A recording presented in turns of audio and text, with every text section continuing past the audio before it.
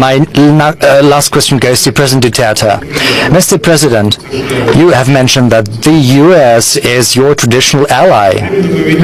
At the same time, as we can see, your country has drastically reshaped its foreign policy. It used to be unilaterally oriented towards the U.S., and right now your foreign policy is multilateral, multi-vector, and Russia holds an important place in that regard. You've also managed to improve and reinforce your relations with China. How did you do that?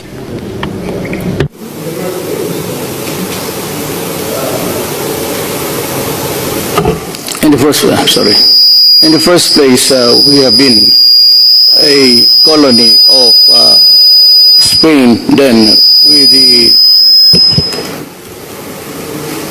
the United States. Altogether, Spain had about 300 years and 50 years under the yoke of imperialism by the United States. It's all water under the bridge. And we have been prepared to do the governance that we decide. Over the years, I have seen that the foreign policy of the Philippines always tailored that of the United States. And we can hardly go to some, at that time, communist countries just to explore trade and commerce.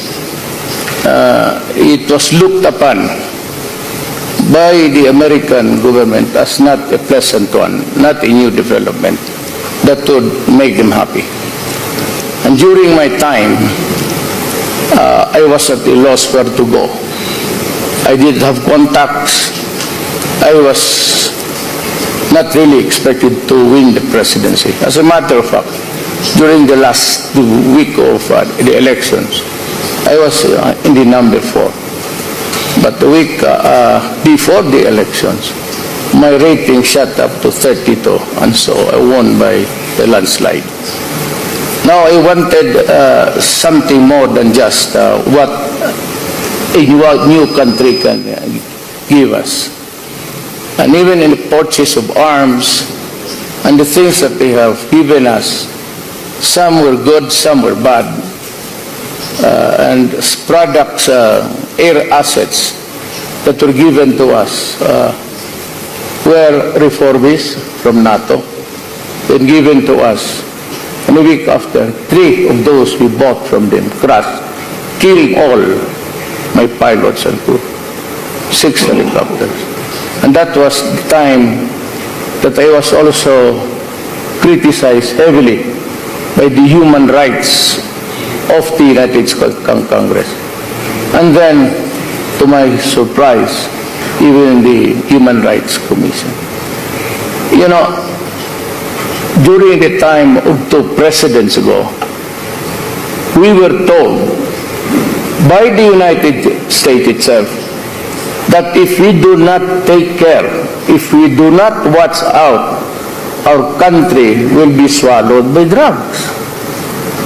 And it came to pass with about 2 presidents. And we saw mayors, city mayors, and the chairman of the most basic unit of government, 50,000 into drugs. And when I took over, I found out that 9 generals were involved in the trafficking of drugs. I said, I'm not only fighting corruption from the inside of government. I was fighting corruption and the trafficking of drugs even in my government. And that is why I had to do something very fast. And now people say that my pronouncements actually encourage everybody to kill the drug lords and drug addicts. You know, frankly, I would be happy to if that things happen. And I enunciated the rule when I became president. And that was also the same rule when I was mayor for 21 years in a city. And I said that I'm going to build a comfortable city, a safe city, a city where you can walk. And I asked the police, ask your wife and children to walk the streets at night. If they come home unmolested, unbridled by worries, not victims of mugging and crimes, because there were so many addicts in the streets. And I said, I want that kind of environment. Then I proceeded. This I would pose to the entire community of the world. Is it wrong for a president to say rather, that do not destroy my country, especially the children, because I will kill you? And that was my order to the armed forces and to the police. And right now, even as I fly here and go back, there are about, again, 2 generals who are still playing with trap. And I said, well, I told you, do not destroy my country because it is being flooded with drugs. With so many families created and become dysfunctional. You only have to have one addict in the family and the entire family collapses, becomes a socially disorganized unit. And I had to act fast. And the human rights are accusing me of murdering 70, now it's 20, now it's 7. So let me explain. These human rights guys are very eager to see a dead carcass of a criminal, a drug lord, a city mayor. And they would question me, why was he killed? Despite of the evidence of drugs all over the house. And one house of a certain mayor that was killed had paper walls stick with 500 pesos. It was made as a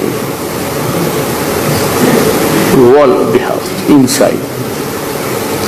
And so I said, well, I warned you, do not do it, because I will kill you. But I also ordered the military and the police, go out and dismantle the organized crime of drug trafficking. And if you find your life in danger, I will order you to shoot them. Rather see a policeman or a soldier dead. In Marawi Rebellion, it started with a drug case. And so it was rebellion because almost everybody of that place, which was really the laboratory of the entire Philippines, where drug was produced and people had money. You can see no business there except the stores. And yet, there was one in another city that 100 cars, 2 Lamborghinis and so many Porsches.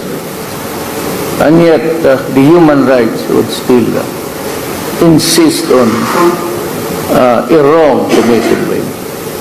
So I'm telling them, I'm sorry. But if there is something, I told you dismantle. And if in the process you kill.